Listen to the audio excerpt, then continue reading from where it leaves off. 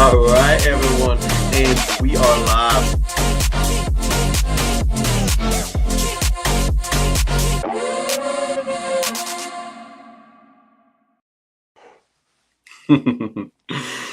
So I just every time that intro, it still kind of gets me because I still want to start with, and we are live.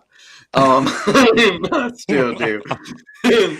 Well, I liked that, Kevin, and that's why when I made that intro, I had to make sure to include that, because I liked the We Are Live thing. But see, I made it easier on you. I just used a recording of it. Oh goodness, I've told jokes in the past with that. I'm like, you're stealing my job. Anyways, no. But everyone, welcome to tonight's stream. Of course, we're gonna be discussing election 2025, the bad, the ugly, and the good. Now, there's a lot of bad. There's some hardcore ugly, but there's also some good. And I think, Chris, you just want to jump right into it. Yeah, yeah. All right. So yeah, let's definitely talk about the Jackson County assessor. So this is a very local issue to the Kansas City area, but I'm sure that other places have dealt with this. So in our area, the Jackson County government, which encompasses the core of the KC metro area, decided that they were going to assess everybody's property way above anything that it should have been. So we saw assessments go up by 300%, I think it was. Okay, Chris, 1 second. There's a comment saying that your audio is a bit quiet. I'm hearing you fine, but I just got a comment from Perillo. He's just saying that your audio is a little bit quiet. Oh, well, let me see what I can do to maybe fix that. So that is okay. Would- How Chris, about how about we do this? Is that better? well, I mean, to me, it still sounds fine. Perillo, he can let us know if it's better now. I'd say until then, until he lets us know, let's continue.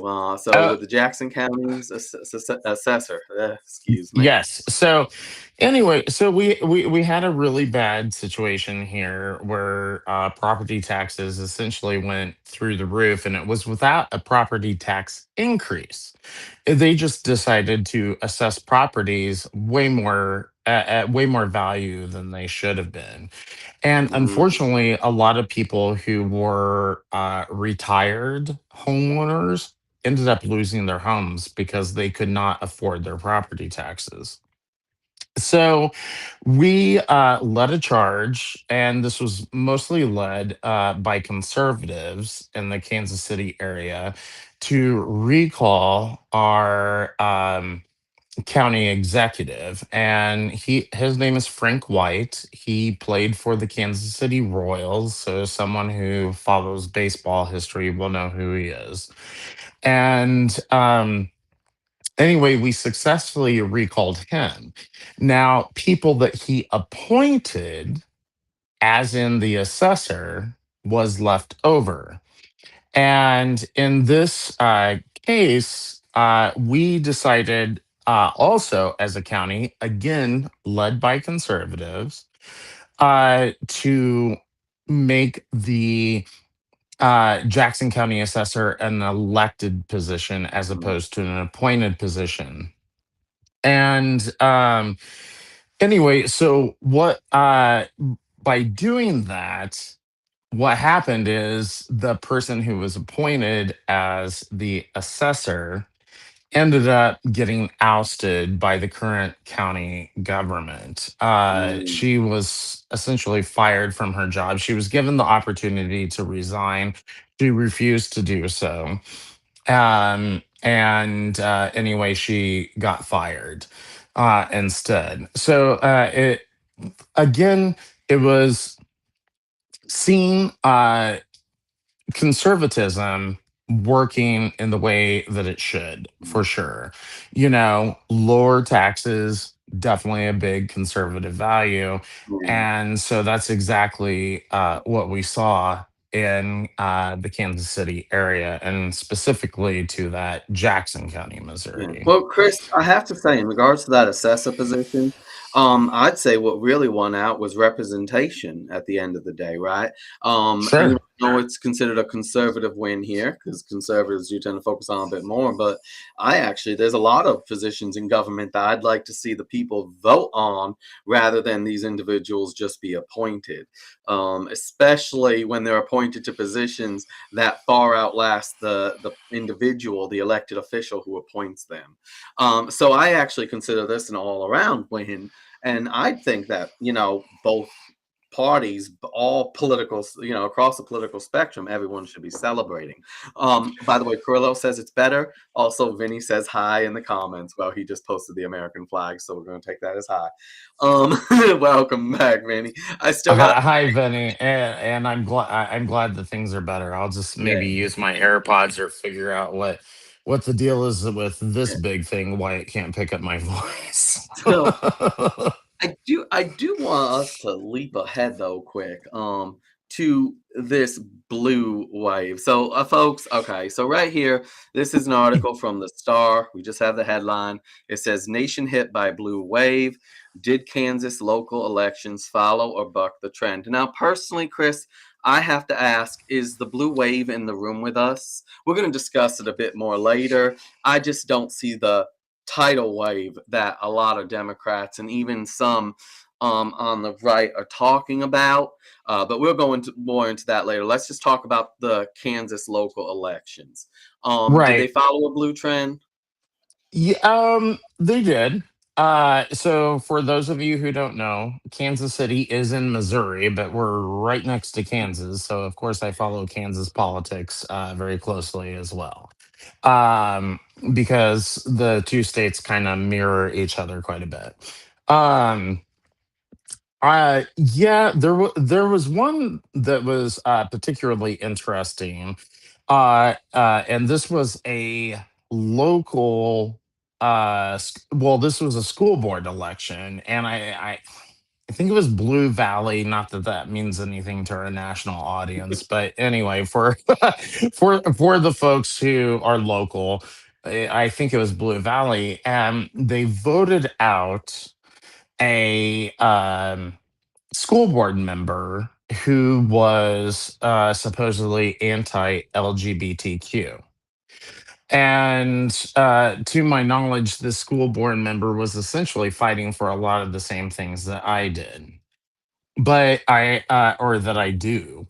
I think the difference is, and it's kind, I don't know, it's kind of hard, guys. It's like I probably would not face that same type of backlash because I am a gay person, but this person was not. And Mm, so therefore they're just seen as a bigot, period.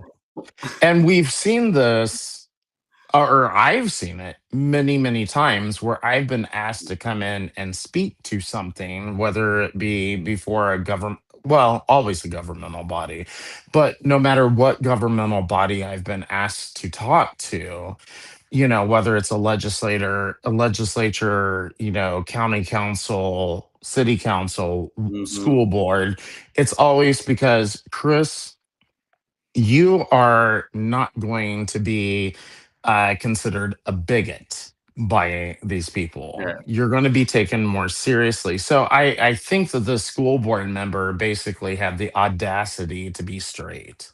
Yeah, and Chris, it's funny. I think I told you about this before. You're actually making me think of a local incident. Incident in my area where I forget what position the politician held. I think it may have been a county rep or something like that. Maybe part of our New York State Assembly. But he made a comment in regards to homosexuality that I was like, well, I mean, where's the lie? He said that if you put 40 homosexuals on an island. Oh no, if you put just homosexuals on an island within 40 years, the island would be empty. And I'm like, well, given the average lifespan, probably a little bit further, but he's not wrong. If you're dealing with strictly homosexuals, putting them on an island, no IVF, no one willing to do anything, with the opposite sex, yeah, that population is going to die out. I was like, he's not in the wrong technically. I'm just saying. But if I had said that when I was campaigning, oh, I know for a fact they wouldn't have even tried to touch me the same way they went after him. Right? They wouldn't even have Right. tried that. So yeah, Right. it's Yeah. just I mean, I do have to question why that was even brought up in the first place. I mean, that's where I would say it's like, why on earth would you even say that? Is your point that we're supposedly lesser human beings or something like that because we don't reproduce? But, so I mean, that would be my question to somebody who said that. But at the same time, it's true. It's absolutely true. We don't reproduce.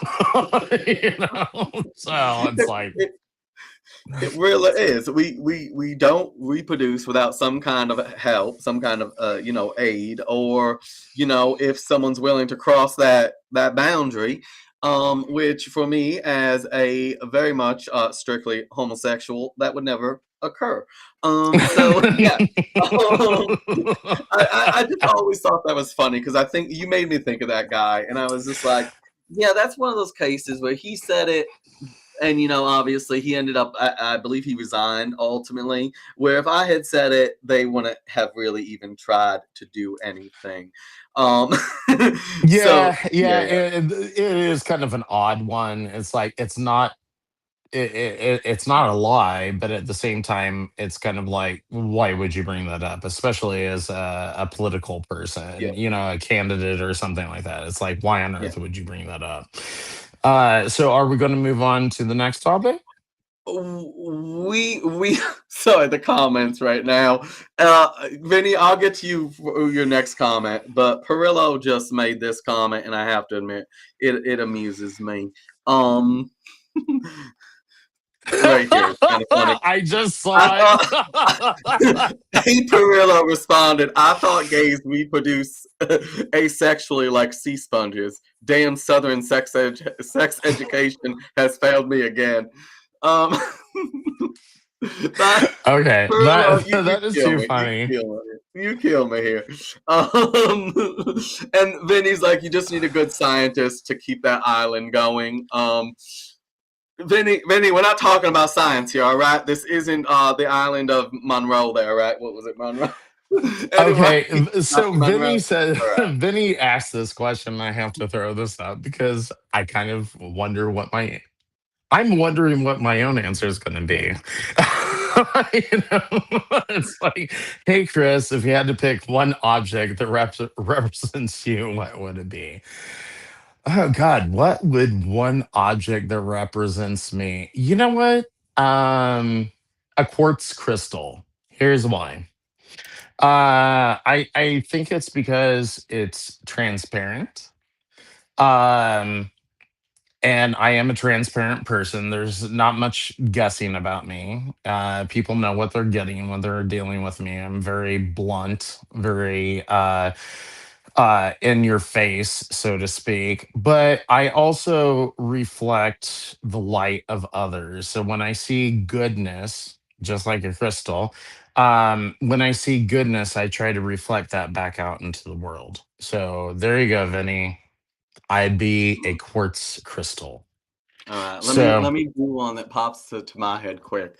And the first one that popped to my head, so I'm just gonna go with it. I probably would come up with something better if I thought about it more, but I know we gotta move along. Would probably be a flamethrower. Now, the jokes aside with that one, here's why I chose flamethrower is because a flamethrower, right? It can prove it's the both sides of the coin, the good and the bad, right? A flamethrower, when used appropriately, you can do controlled burns, which actually help humanity. But if let completely loose, it can be a very destructive instrument. And I personally, I will acknowledge my positives and my negatives, my faults and all that stuff. So I think I would probably choose that item to represent me personally. Not that Vinny asked me or anything rude, but all right. So with don't that, be bitter, Kevin. Don't be I bitter. know, right? I'm in a bitter mood. I had some ginger beer earlier, so I'm bitter. Anyways, all right. So Oh goodness. All we're right. going to move So forward, folks, because we're going to start talking about actual election results and what we think they actually say. Do they really make statements? Are these blue waves? All right. First up from the New York Post, we've got Mikey Sherrill wins New Jersey governor's race after making campaign all about Trump. All right. So I look at this and I think back to the blue wave, from the one headline we read. And this is New Jersey. I actually look back at governor races in New Jersey. It has flipped so many times back between Republican and Democrat. And I'm sorry. I don't see this earthquake, this ground shaking occurrence out of New Jersey. Maybe people might say I'm biased because I'm Republican, I'm conservative, so I'm underplaying it. I'm playing it down. I don't think I am though. Chris, what's your take on this? Was this earth shattering when you saw that a Democrat won New Jersey governor's race? Were you like, like grasping your chest? I'm just No, it's curious. kind of funny because the night election night, I was on a podcast out of New Jersey. So that's kind of like who I was talking to. I was talking to New Jersey people. And anyway, I could tell that they were a little bit heartbroken, but at the same time, when it gets down to it, I wasn't surprised. I don't think that New Jersey is necessarily a barometer for the country. It's kind of a given. It's probably going to go Democrat, especially right now. And it's like New York, where you live. It's probably going to go Democrat. Um, but at the same time, I mean, I kind of felt for them, and I tried to, make that point that, I was like, oh yeah, I understand your disappointment, but yeah, the only way that Mm, I see New Jersey being a barometer for the country is if we suddenly saw some huge, strong Republican push in New mm. Jersey. If we saw something like that, that would be worth paying attention to. But seeing a Democrat elected in New Jersey, I don't see the headline. I really don't. And let's face it, I'm gonna be honest, especially as a New Yorker, New Jersey is a punching bag for the country, and it is for us in New York as well. In fact, it's funny because my husband was born in New Jersey. He moved up to New York State when he was like 5 years old. But when, when he told me that he was from New I Jersey, didn't realize I was dealing with a dirty New I know, right? Jerseyan. Oh No, my no, but God. my husband would give me a look if he heard me telling this story right now, because when he told me he was from New Jersey, and this just tells you how our relationship is, and I love it. I'm blessed to have it. When he told me he was from New Jersey, my first response was, "Oh, that explains the smell." And so, All right, I you mean, guys are way more vicious on the East Coast. for us, I know Perillo's like, you should divorce him immediately. No, but it's it is. I mean, New Jersey. My heart actually goes out a little bit to New Jersey, just in general. But this result of a Democrat winning the governorship. I mean, it's not it's not a surprise. It's really not. And when you look back at the rotation of parties in New Jersey, it's actually pretty consistent. Republican, Democrat, Republican, it is what it is. So that wasn't anything earth shattering. I didn't see any blue wave there.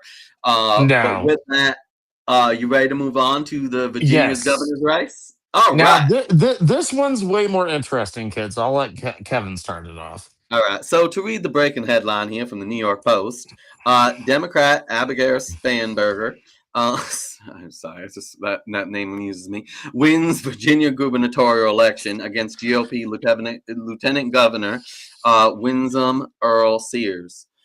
So that's the headline right there. I'm gonna throw that to you first, though, Chris. I mean, was this a shocking development to you Well, personally? it's not necessarily shocking given what we're going to be talking about. As far as the text messages and stuff like that that came out of the attorney general's from the attorney general talking about, like, Oh yeah, a we'll get to sat. that. Yeah, Yeah, we'll get to yeah, that. we'll get to that. But just to preface what I'm saying, it's like this guy talked about actually killing children. He was a Democrat, and this Democrat um, for governor, to my knowledge, in no way disavowed her relationship to him. I mean, I as a Republican candidate, if somebody came out and said something like that, I'd be like, okay, see ya, I'm not having anything to do with you. Mhm. And Okay. Anyway, so no, it's not entirely surprising, but I think that it's funny in Yeah, it this is. sense. In this sense, here's how it's funny, guys. It's sad but funny. The left, or at least Democrats, maybe not the left, as in progressives, but Democrats decided to vote in the white Karen and didn't have anything to do with that black woman over there because she was a conservative Republican. Yeah. And so, but that kind of follows a trend that I have noticed with Democrats. They love their white Karens, or Mm. as we used to call them, wine moms. Yeah. And Hillary Clinton was a great example of a Democrat Karen. She was absolutely that. She was shrill. She was, you didn't want to listen to her talk, and of course she came up with the term the basket of deplorables, all the Yeah. people she doesn't like, and God forbid you be conservative because then you're a deplorable. Yeah. So that's kind of my take on this. It's like it's not surprising given the story around this, and essentially, yeah, Democrats love their Karens. Yeah, they do. And we're for my point, I'm actually going to go to a comment that Vinny just made. Quick here. Vinny said the Democrats only support black people if we are Democrat. And the reason I really this embodies so much of my perspective and why it entertained me, and I do have an appreciation for irony, is that in this race you have the NAACP and Barack Obama, the man who, chastised, who went after black men, telling them they need to support the black woman, right? Um, you have both the organization and Obama saying, well, we're going to support the Viking looking woman over the black woman. So I found that incredibly entertaining because this woman ain't just white, she's white. I mean, let's just face it, World War II, a certain dictator would just love her appearance. So she is white, okay? Let's just be honest. We have a good friend from Sweden. She's whiter than him. And I'm just saying, like, she's white. Victor would be appalled at her. So yeah, I mean that I appreciated the irony of that. But furthermore, Chris, and we discussed this a little bit. For me personally, what this demonstrates is that as much as the left uses race to, shouts racism, uses identity politics, that still is only a surface thing for them, right? What matters most is the agenda. And now with the left, it's the socialist agenda. So it doesn't really matter. They will turn on a black person like that if that black person is conservative, right? I mean, it's at the end of the day, that's just how it is. Well, that makes sense because when it goes down to it, I mean, I've been called a homophobe, and I've I'm been called sure on both. you haven't been. Never. No, not at all. Oh Although the post I no, made of course. today on social media probably might get some responses, but hey, we'll see. No, Um, I mean, I've been called a homophobe. Um, I don't know what the NAACP has to say about me. Probably nothing. I haven't ever checked into that. But I do know that the Southern Poverty Law Center, which is closely aligned to them, considers me a far right extremist. which is just amusing to me. And once You again, know, Chris is rubbing this in my face as he always does. I am so jealous of this honor that has been bestowed upon him. Damn, Chris. yeah. So I'm no, I'm not. I guess the main thing is like they don't. They like to point out racism, they like to point out bigotry and all that type of stuff, but they're not really consistent. Because in a world where that election would have been flipped and the Democrat was black and the Republican was white, they would have celebrated that as like some big victory. In this case, where the Republican was black and the Democrat was white, well, they don't seem to care about that. Mhm, And I think here's the thing. I personally do not get into this identity politics shit that much at all. Because I find it appalling. It's like I'm just more interested same. in people based on their character, who they actually are, not their race, not their Mhm, sexual orientation, not their religion, none of that stuff. I'm just interested in their actual character. yeah, And so these folks don't seem to be interested in that. They care about the color of your skin. They care about your sexual orientation. They care about your mhm, religion. I don't care about those things. And mm, so, I think that that is bad for America because it just continues to divide us. It doesn't unite us in any sort of way. So I really wish that, if the left is going to continue on in this country, they would just drop the identity politics stuff. Because, it's a dying art, kids. You need to leave it alone. A lot of people are it's catching still on to what you're doing. yeah. Yeah, I mean, it's still profitable. I'm gonna go to the comments quick. I'm gonna bring up Perillo, just because we're gonna use this to kind of move forward. They will find the justification for anyone, anything that comes from their side, no matter how severe. Just look at the Charlie Kirk response. I honestly think it's just a game to most people, which, yes, to a large degree, I actually do agree with that. But I just want to say, though, one more with that. Yep, we're about to go to this. That this, though, okay, so we're moving from Virginia, the Virginia's governor's race, to New York City and the mayoral race. We have the New York Post headline: "On your marks, get set, Zoe. Socialist Mamdani wins race for the mayor." The red apple. The R is backwards. I loved this headline, which is why I chose it because I thought it was very entertaining. And before we, not yet, but we're gonna get to it. We have a bit of a clip, which for me is honestly some of the most terrifying words that Mamdani has ever spoken. But before we get to that, I just want to talk a little bit about this. So once again, am I do I fear for New York City and New York State with this man being elected New York City mayor? Yes. Am I shocked by that? Absolutely not. Especially looking at the city demographics, it's increasingly a blue city. It's also increasingly a city with a non-native born population, so increasingly immigrants, by the way, which went by and large for Mamdani. So this really wasn't a shocker to me, and I know people try to put it on the Republican candidate not dropping out, but I don't really think that made much of a difference. I also think we're seeing a lot of the conservative Republican or even slightly right-leaning population leave New York City and to a large degree as well New York State. So this election of Mamdani was not a shocker. I'm just tossing it up to a degree that there are some people in this world, I was one of them at one point in my life, who just have to learn lessons the hard way.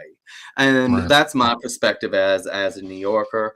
Um, Chris, what was your response to this? Well, I don't know. I mean, I guess if I really am thinking about this, the main thing is that maybe, perhaps, Republicans could have done a better job of presenting, an alternative to this sort of thing.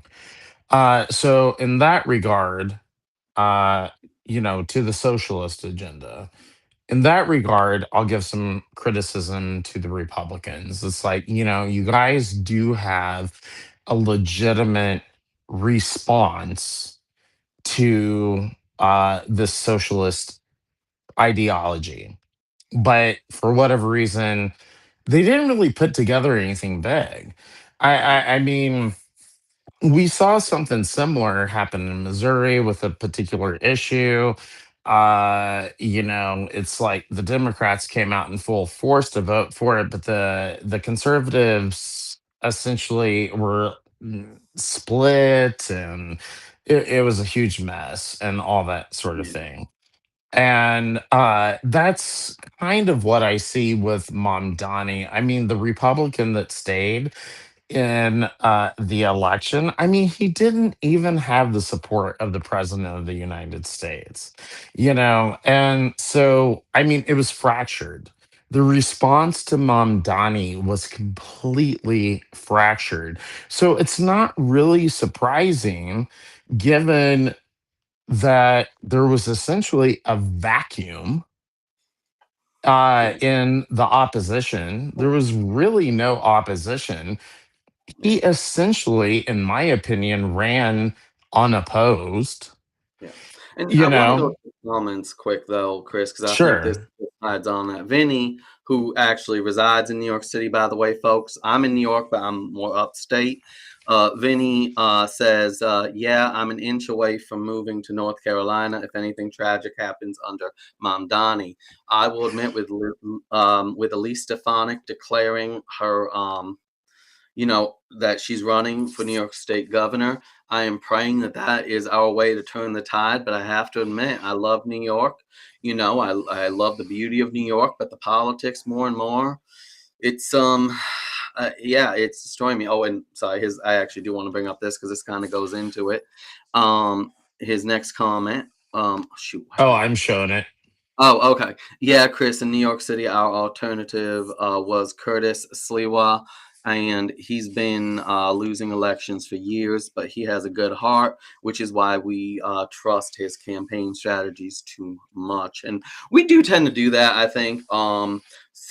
We tend to be emotional in those things, but at the end of the day, here's another thing. Andrew Cuomo was a horrible candidate. I think Mamdani is going to damage the city so much.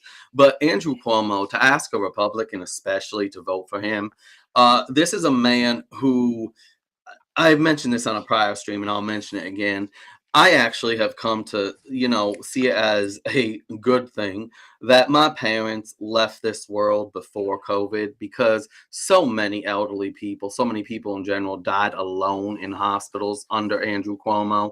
I mean, we Yeah, were right, encouraged to report on each other, to turn in people if they had over a certain number of people at their Thanksgiving celebrations. It was horrific. So this is what Andrew Cuomo did to New York State as governor. So I'm not right. shocked that he failed in New York City because New York City got a huge brunt of this, even though all those same individuals that now hate Andrew Cuomo probably love the lockdowns, right? But still, at the end, they definitely supported them and are probably on their 50th booster. That's just my opinion. Yeah, well, But I'll just add one more thing, Kevin. As you know, I've been to Manhattan with you, and I love that. I love that city. New York is an amazing city. It's unlike anything that you're going to see in this country, for sure. And anyway, to see them elect someone who is probably going to, in my opinion, run that city into the ground, it's really kind of heartbreaking. I mean, it is because New York is literally, out of the cities in the United States, the crown jewel of the United States. And now that jewel is going to be tarnished, and yeah. that's really sucks. Which, despite all these compliments from Chris folks, the one where you won't get a compliment from him about New York City, ask him about the pricing for drinks at bars and clubs. You will not get a good compliment Uh, from him in that regard. okay. As much as I love New York City, guys, if you want to have a drink there, don't go there. Go to Albany. Go to Schenectady. Go anywhere Okay, 'cause but up my there. way drinks are a lot cheaper, but so the first time Chris went to New York City, where when we were both there, we were at this restaurant, this comedy club, and Chris and a friend ordered two drinks together, and they ordered, yes, it was doubles, and yes, it was doubles, but still the total came to like $75. And I remember seeing the look on both their faces because these are Midwestern boys, and they are in New York City ordering two double drinks. I forget what the drink was, but it came to $75 for both drinks. I thought they were both going to have a heart attack, heart attacks right there on the floor. Perillo Yes, says, as "Gotta much go. as Have a I good night." love New York City, one huge problem with it, if you guys have never been there, pack a lot of extra money in your suitcase because you're going to need it to be there. Well, It's insane. speaking of money though, Chris, and I want to say goodbye again to Will Perillo. you He's gonna Oh, be. prove shoot. Oh, he Shoot, paused shoot, that. shoot. I didn't mean to make that Yeah. play. Oh, Sorry. that's fine. If you just want to pull that backwards, and we'll play it when it's ready. So the thing is here's the man who is promising free everything, right? Zoran Mandami is promising free just about everything. He's promising to ban all guns. Supermarkets are going to be government owned. Free buses, free, just everything free. Rent control everywhere is all the stuff that's going to destroy the city, of course. But hey, let's just move eyes wide shut forward here. But what terrified me, and actually terrified me, was this part of his speech. Chris is going to play it, and then we're going to discuss it. All right, here we go, guys. We will prove that there is no problem too large for government to solve and no concern too small for it to care about.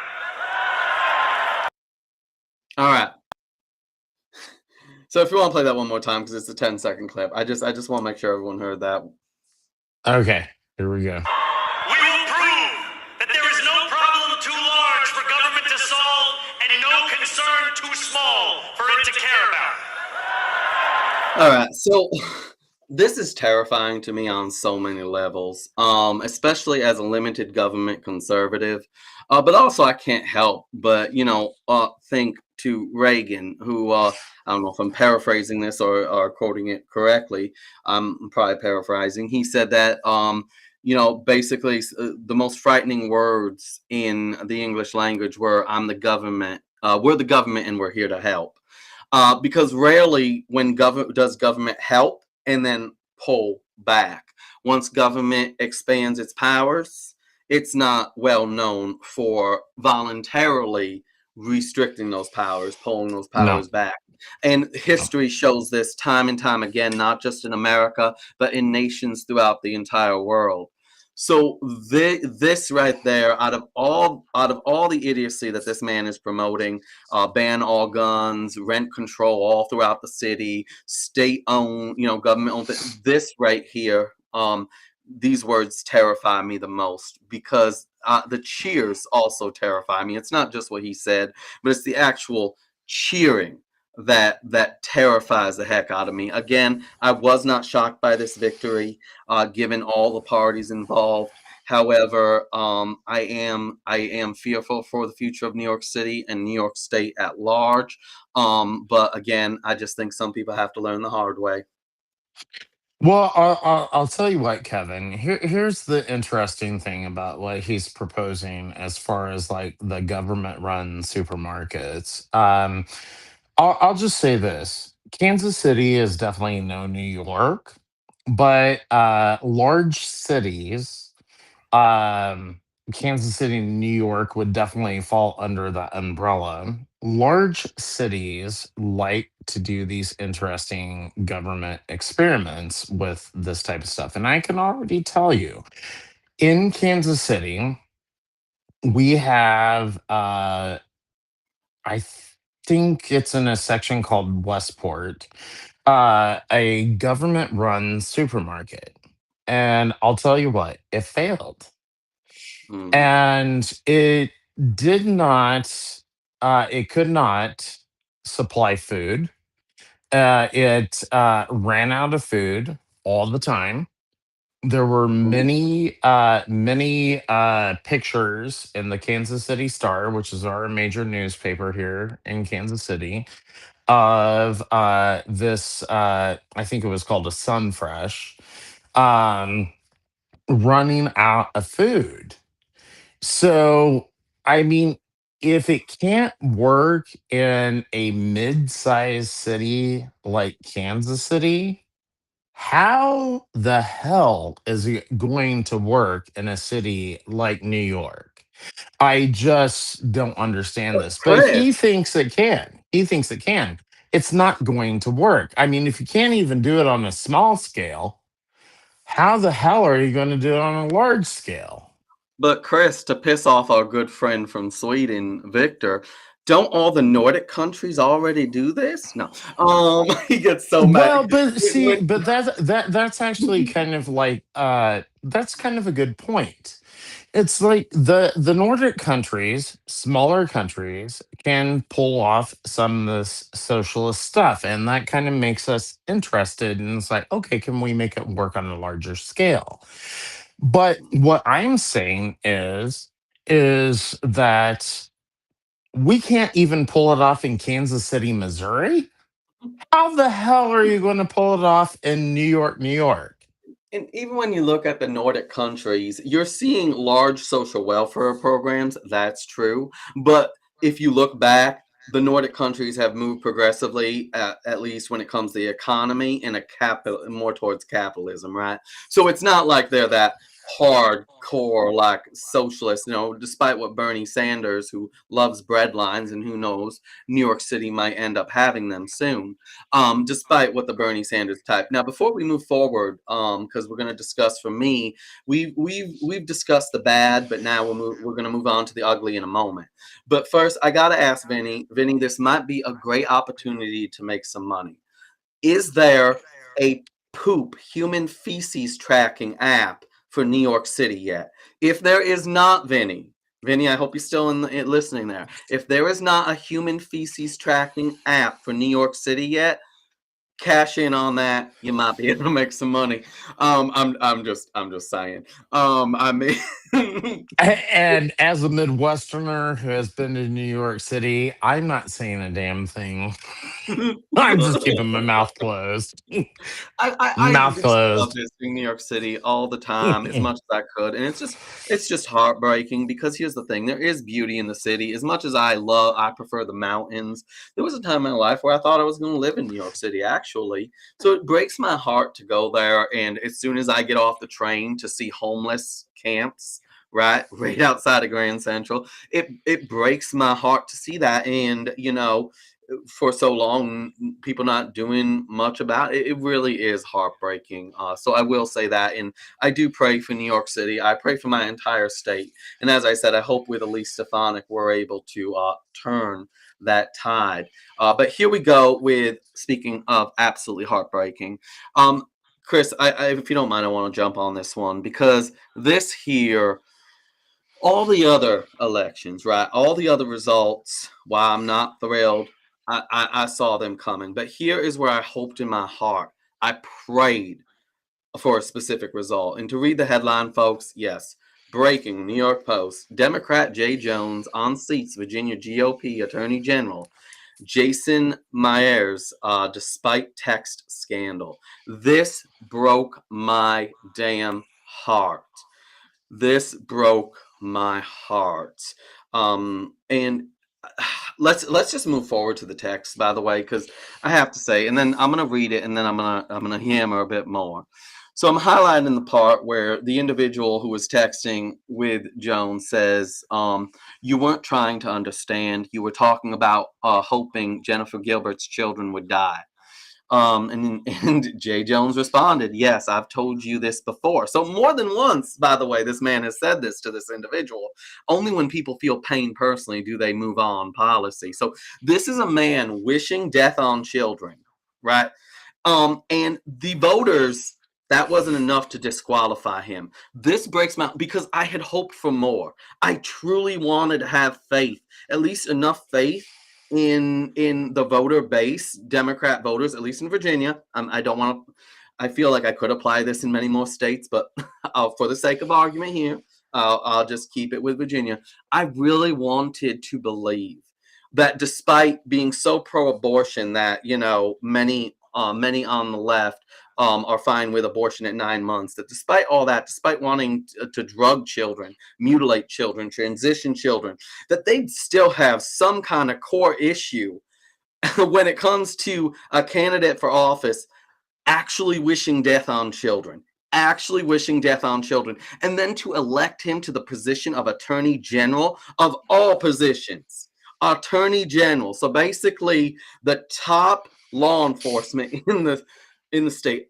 I'm sorry, this broke my heart. I actually needed to take a few moments, and some people might consider that, a little bit dramatic, but this broke my heart in the same fashion when I watched that woman be burned alive on the subway in New York City and no one did a damn thing.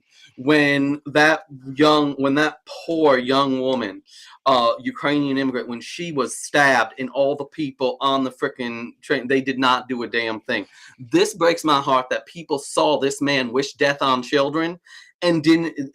Well, they did do a damn thing. They voted for him. This truly breaks my heart, and I'm gonna wrap up at least that part of my rant right now and throw it to you, Chris. I mean, what was your thought on this? Well, it's not entirely surprising to me, especially if there was any sort of leftist push, and I really think there probably was. I mean, beyond the liberals, because I mean, I don't think that liberals were probably enough to actually get this guy elected. So there had to be a leftist push.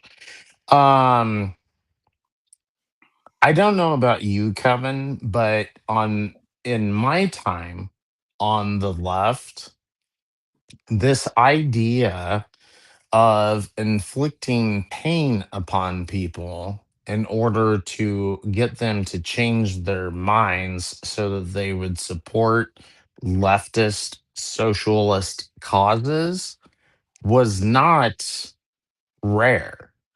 They would do this, they would talk about this all the time.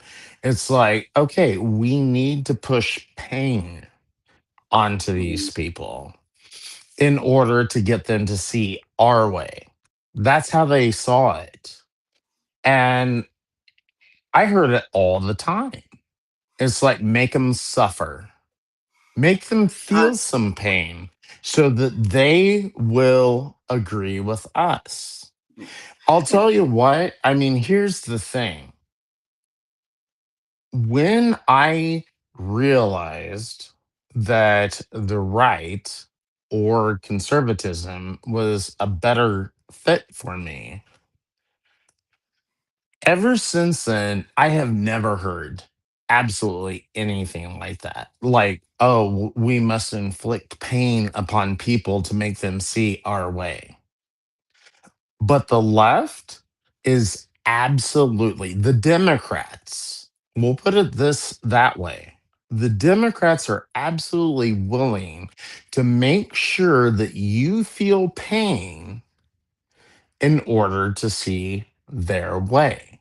yeah, And so when you are feeling pain from the government, I can guarantee you it is likely something that Democrats are pushing because they're the ones with their progressive base that they love so much now, the AOCs and all that type of stuff.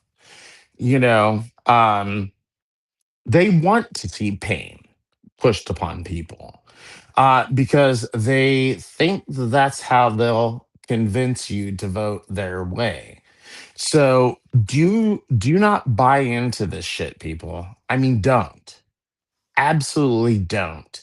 It is just a scam that they're doing, just like this dude.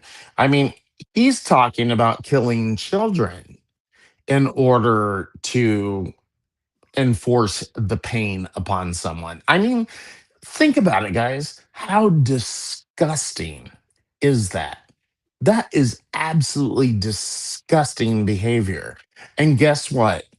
Leftists and Democrats ended up electing him. That's a huge Mhm. problem right there.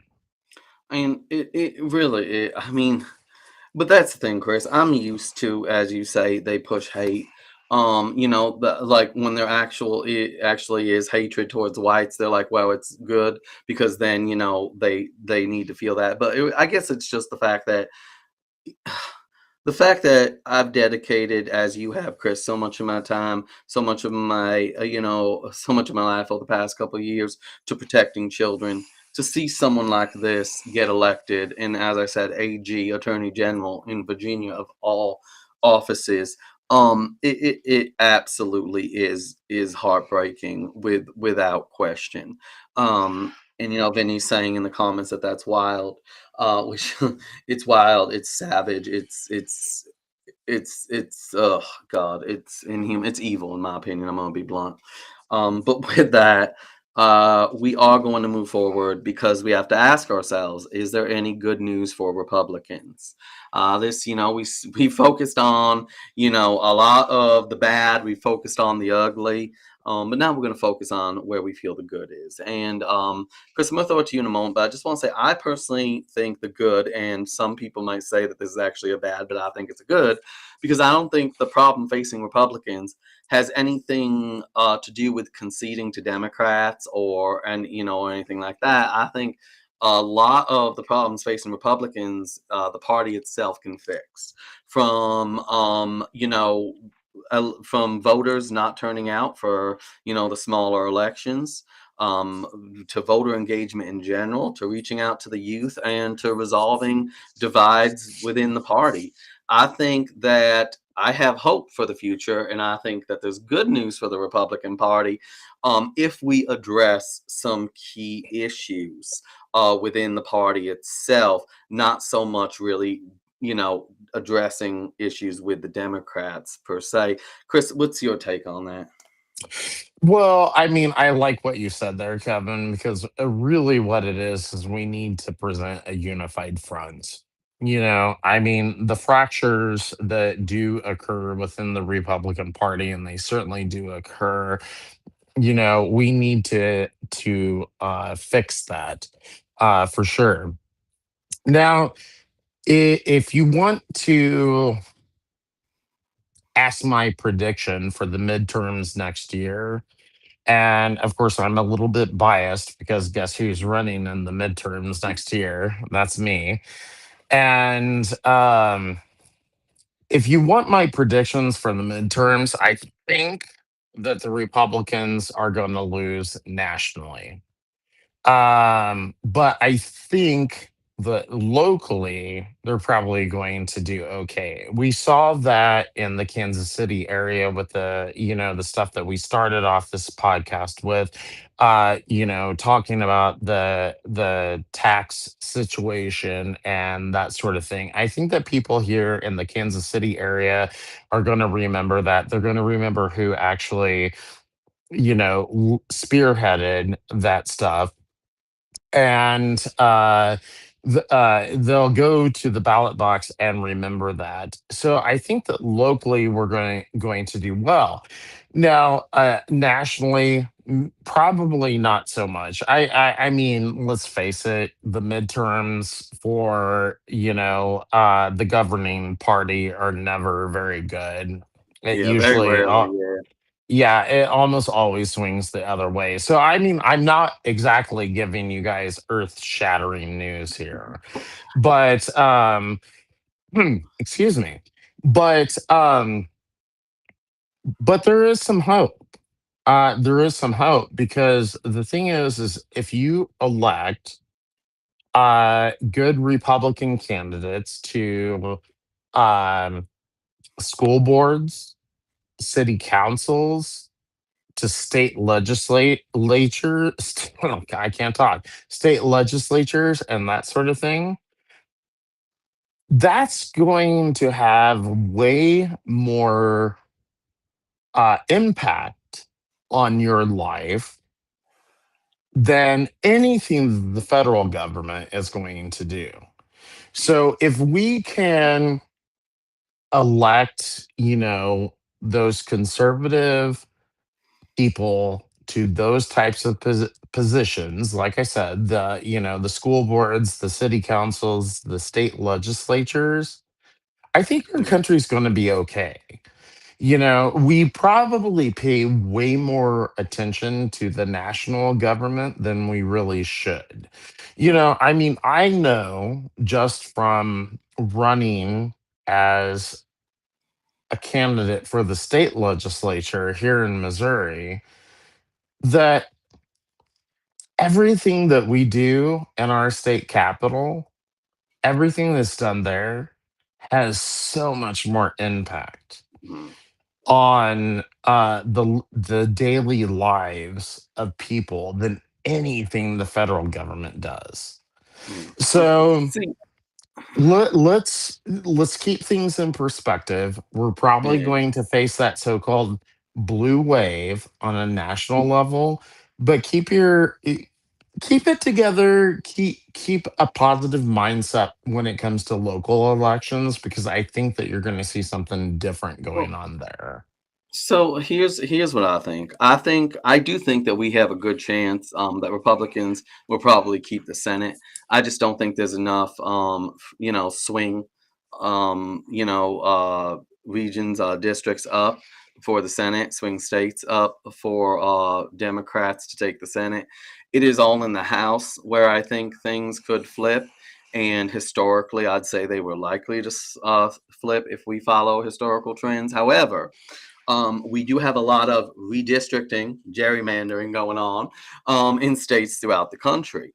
How this will play into 2026 has yet to be determined, obviously.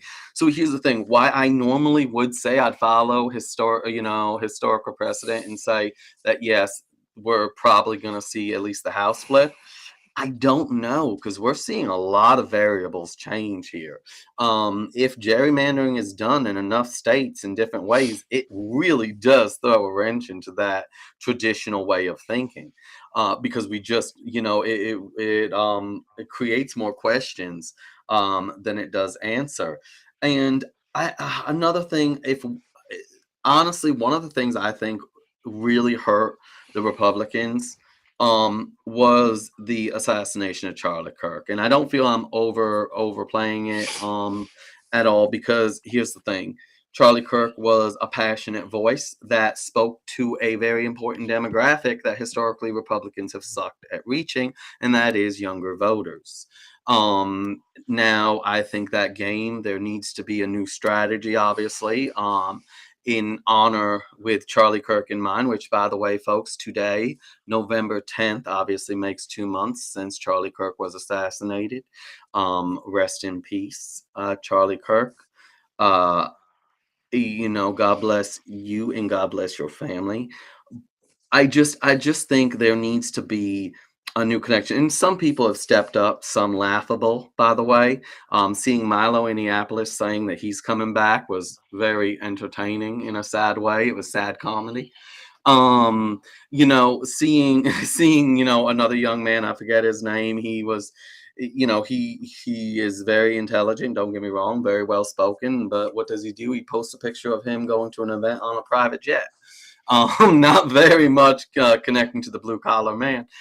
I just really think that so far we have not seen, um, that individual who comes close to connecting like Charlie Kirk did. And I know there's individuals like Scott Presser, for example, but I think where he is the strongest is community.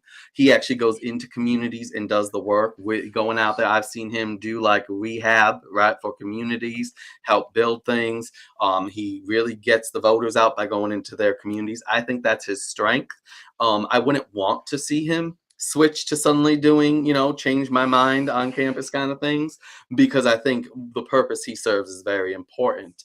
I just think it's a matter of finding that way to continue connecting with the youth. I think is one of the key elements if we are going to do well at all with the House in 2026, we have to continue what was working and address what isn't currently working, Sure. such as the divides that we have going on. So, Yeah.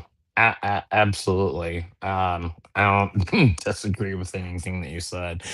I mean, it's kind of interesting you brought up Scott Pressler and you were talking about like, getting people out to vote and that sort of stuff. And it just kind of occurred to me, it's like I'm kind of one of those people. I'm sort of a Scott Pressler of Missouri. And so I've got to do that stuff too. I've got to do that work. I've got to get out the vote. And so anyway, no pressure. no pressure. And to add to the positives, I think we have a strong candidate in Elise Stefanik here in New York State for governor. I really do. I know some conservatives, some Republicans doubt that, but I think we actually do. I noticed one of the other things that's a divide. Now I have my views on Candace Owens, of course. I, by the way, let me clarify that whether you love her or hate her, I don't think you could argue that she could be the next Charlie Kirk because I've watched her engage with people with opposing views, and she goes right to a condescending yelling at them, or at least mothering of them. Charlie Kirk, that was not his style in any true fashion. Don't get me wrong, if someone was severely disrespectful, I saw Charlie Kirk handle it. I saw him get a bit more riled, but comparing the two, no, Candace Owens is no Charlie Kirk when it comes to being able to engage civilly with, in a civil fashion with the opposition. So I really think that we still are working on finding that way to connect with those college age students that unfortunately, regrettably, in mourning we lost. Um, Yeah. yeah, most Yeah, absolutely. And that's something that I'm gonna have to think about too is connecting with them. I mean, thankfully, I do have some good connections with students at UMKC, University of Missouri, Kansas City. So, I yeah. mean, that might help out. But that would be my challenge, to my fellow Republican candidates. It's like get out there and talk to the so-called kids. Yeah. You really need to do that. I mean, I work with a girl who is 19 years old, and she adores me. And it's because I can talk on her level when I need to, but I can also explain things in a way that she Mhm. can relate to.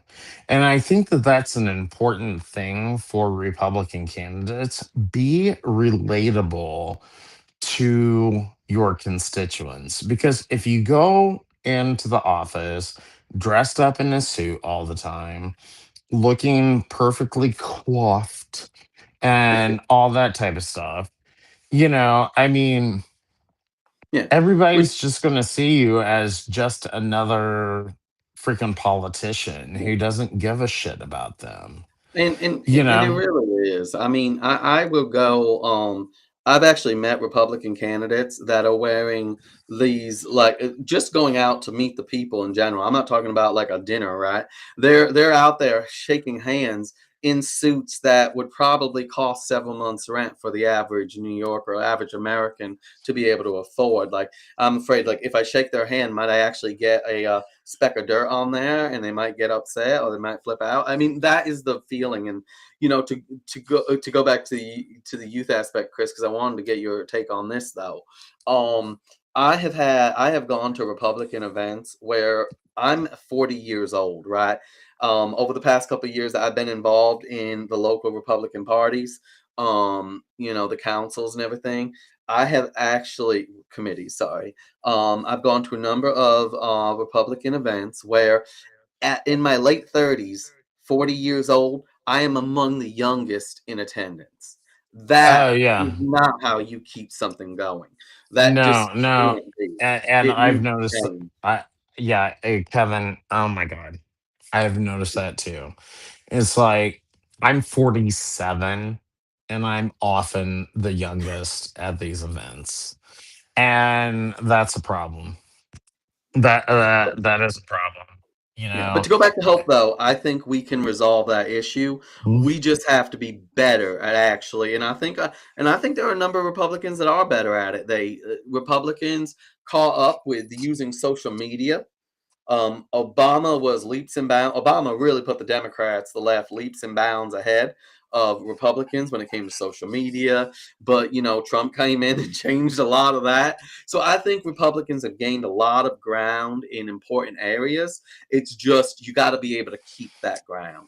And I Yeah, want to yeah, see younger absolutely. candidates as well, not just younger Republican voters. I want to see younger Republican candidates as well for office. All right. No, for sure. And I mean, the thing is like I'm good friends with Maisie Christensen here in Missouri. Mhm. She is a state representative. She's in her 20s. Amazing woman. And if we had more Republicans like her, who are closer to like college age and that sort of stuff. Like, I mean, for instance, I'm like amazed that I actually have connections to a university. But the simple fact is like, someone like her is gonna be able to speak in probably a more convincing way than me, because the thing is I'm going to be seen as this old fart. That's how I'm going to be seen, and so the kids are going to question everything that I have to say. But if you get a Maisie Christensen out there talking to the kids and stuff like Mhm. that, it's a totally different situation.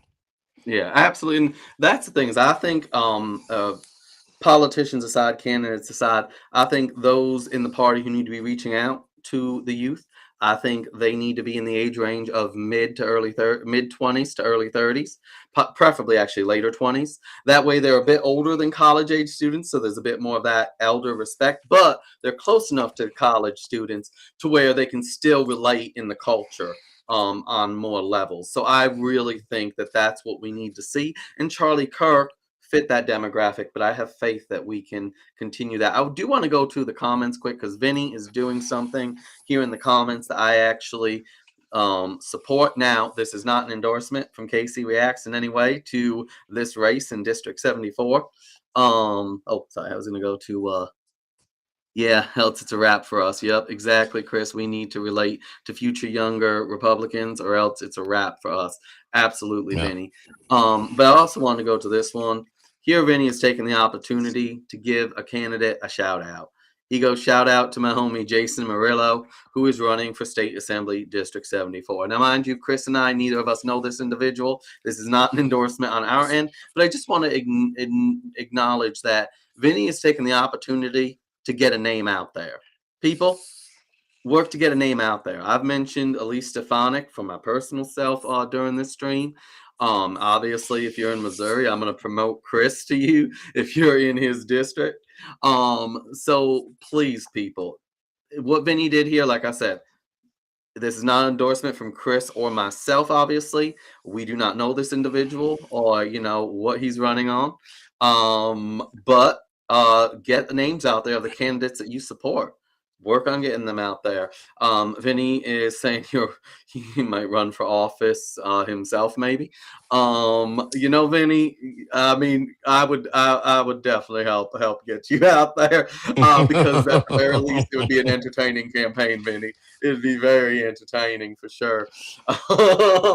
That there is no question that that would be an entertaining campaign. Are you in AOC's district? Maybe we can make that happen. Uh, which actually brings me to kind of one of the points I want to wrap up with, Chris, myself, is that, again, this was no shocker, right? And we see blue states and blue districts turning bluer and red states and red districts turning redder generally throughout the country, right? So that's another reason I don't see this blue wave. I just see the continuation of a trend in both directions, actually, from Yeah. red states and from blue states. And the demographics back that up, right? You have a lot of people who are conservative, who are Republican in blue states, moving to red states, therefore making those redder, and vice versa. In city environments, you have those natives moving out, and you have a lot of foreigners moving in, which tend to vote to the left, of course. So nothing about this past election shocked me personally. That's for sure. Yeah, and to say it's because I remember when AOC, and Chris and I, you and I have discussed this, when AOC was considered an earth-shattering, right, vote. Like, her getting elected was this earth-shattering event, and then when you looked at it closely, the man that she defeated didn't do anything really to campaign. He didn't hit doors, from what I heard from people. It's not like he debated her. It's not like he was out having conversations. And then, of course, Nancy Pelosi, which to me, this is my favorite dig that Nancy Pelosi ever made towards AOC, when she was talking about AOC's district, and her own district, by the way. She had a glass of water, and she said, this glass of water, if we put a D on it, would get elected, right, to office in, well, Nancy Pelosi's district, but also AOC's district. And that is one of the most honest things I ever heard Pelosi say. I know I shocked myself there. That is basically one of the most honest things I ever heard that woman say, and it's a reflection of the reality. Again, I ask, is this blue wave in the room with us? Because I'm not seeing it. I don't know. My feet aren't wet. How about yours, Chris? Um, no, I'm not really feeling exactly a blue wave. I mean, like I said, I think on the federal level, we're going to see a defeat. But on the local level, I think that, we're probably okay. And as far as Nancy Pelosi is concerned, as someone who is actually running for, a higher level office, um, sometimes I listen to these politicians. I'm just like, wow, I can't believe you just said that.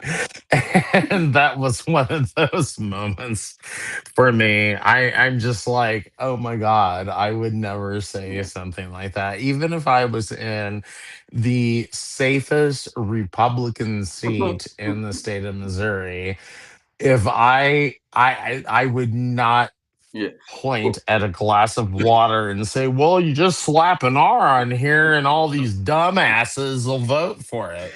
Because that's essentially what she's saying. She is degrading her own voters Yeah, I mean, by yeah. But saying that. the problem is voters will put up with that. And I'm not a candidate for office, so I can, scorn the voters a little bit. I can speak sternly to any voters watching this, because I don't care what party you are. Here's the thing: we across the board, whether right or left, we complain about these politicians in office and how they don't have our best interests at heart, and how they change once they're elected, right? They never keep promises. We talk about this all the time. We've been talking about it for decades. But to be honest, we, the voters, and I contributed to this myself, we created these politicians. And here's how we did that. When we did come face to face with a candidate who said to us, I can deliver certain things, but I can't promise you the world. Whenever we had a candidate say, I can't promise that you can have your cake and eat it too, that honest candidate we rejected, because we're a spoiled country at the end of the day, and we want to have our cake and eat it too.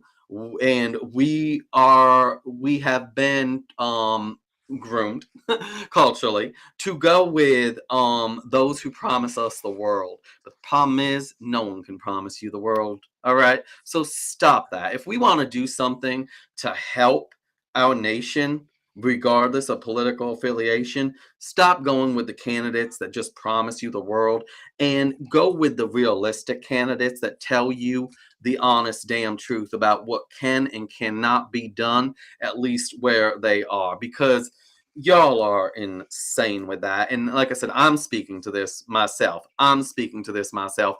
And by the way, people, please don't keep asking candidates about issues that are have nothing to do with the office they're running for. I was running for city council, and I had people asking me about the Second Amendment, about abortion, and as much as I'm conservative in both those issues, as a city council member, I was not going to have a say on either of those damn issues. People, stop that. Stop it. Talk about relevant issues with the candidates and speak to candidates who give you actual answers, who don't promise you everything. Because if they are promising you everything, they're probably going to deliver on almost nothing. All right? I can promise you that. That's a promise from me, by the way, folks. But all right, I've ranted for a little bit there, but I just think that's a positive thing, though. If we can move away from that as Americans, as voters, from that mindset, I think we can do so much good in this nation, regardless of political affiliation. To be honest. Right. Well, I'm not actually. I'll just put it this way: I'm not going to disagree with anything that you say. Uh, as a political candidate for a statewide office, or a state level office, yeah. Let me just put it this way: voters need to become more educated, for sure. I talk to a lot of people. They don't know what district they live in. No clue. Um, and that's fine, I guess, but that kind of also means that you don't know who you even freaking elected to Well, Chris, are office. you telling me that if you're elected to your state rep position, that you can't do something about the price of tea in China? I'm very disappointed. I mean, Right. And then there is that too. I mean, they'll talk to me about stuff that a state level person would never have anything to do with. I mean, granted, we do have a lot to do with yeah, several different things. of But course. I mean, just become more educated Hmm. it's like I would like to see and talk to more educated voters. Because, like I said, I mean, if you don't even know what district you live in, then that tells me that you don't even know who you voted for, Hmm. you know? And so you made a completely uninformed decision and whatever. And that's if you even took the time to get out and vote. So, it's like get out there and vote. Educate yourself to like a tiny degree. You can go to, I think it's the League of Women's Voters website and find all sorts of information on candidates. You can go to Ballotpedia. Yep. I'm featured on Ballotpedia. Absolutely, You folks. know, I mean, all you just put your address, your zip code in, whatever, and find out what district you're in. Find out all the districts you're in. I know it's confusing. I'm not saying that it's not, but you'll get those list of names, and you can easily Google those names and learn about those candidates. And I'm telling you to learn about all the candidates, not just the one that has the same political affiliation as you. Learn about them all. Actually, you do want to learn more about the people that have that same letter as you on the ballot, because those individuals sometimes can be the ones that actually in no way reflect your values. And the reason I'm saying that is because here in New York State, the reason we have such strong gun legislation that we do is because Republicans voted that in, folks, by the way. But we are almost at an hour and a half, and I know it's getting late where I am. Chris and I've loved this stream, Chris. I have loved it so much. Perillo made a comment about term limits in Congress, but that is a topic for another stream because I'll go on another rant. Uh, I've got to say, I've got to say, you can, I think it's ustermlimits.com. You can go there and see where I actually signed the pledge to support U.S. term limits in Congress. So, as a state representative, I might actually have the opportunity to vote for that. It is an Article 4 convention that they're calling for. Uh, maybe I got that wrong. But anyway, Article 5. Maybe that's it. Anyway, convention they're calling for, and it will be a constitutional convention, but of the states. But it will be to decide term limits for Congress, because obviously Congress is not going to vote term limits for themselves. And I just Mhm. want everybody to know I 100% support term limits for the US Congress. I think that that's absolutely necessary. We need constant, fresh voices coming into this stuff. We don't need 90-year-old senators. We don't need 110-year-old representatives. It's time to get them the F out of there. Yeah, I You know, absolutely, I yeah. absolutely.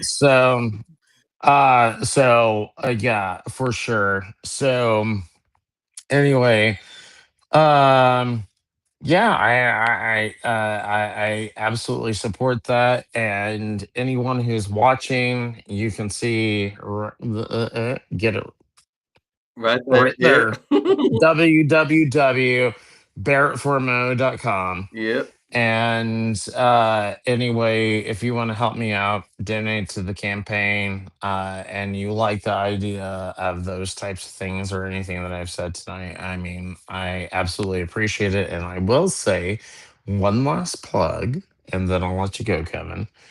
I got an amazing package for anyone watching who's local, for that came from AMC Theaters, for a fundraiser that I'm having this Thursday. They are giving me unreleased Wicked merchandise. So there, the new movie Wicked for Good is coming out. Well, it doesn't come out for another 2 weeks. So this week, if you want to get that merchandise for Wicked before anyone in the country has any sort of access to it, come to my fundraiser and you will actually have access to that amazing Wicked merchandise. mm, It is no, it's a $200 value the AMC theaters donated to very me. nice. So All right. yeah, come out. All right, and everyone, just as usual, follow me on Instagram, X. Follow us both, obviously. KC Reacts Live. And once again, folks, well, if you're watching, you can see that it's KC, as in Kevin and Chris. So K, letter K, letter C, not KC, as in the name. So KC Reacts Live. It's been a pleasure, y'all. Please comment below, even if you're watching this after the live stream. We'd love to see your feedback, see your opinion on all this. Anyways, peace out, y'all. God bless. Take care, guys. Good to see you. Bye bye.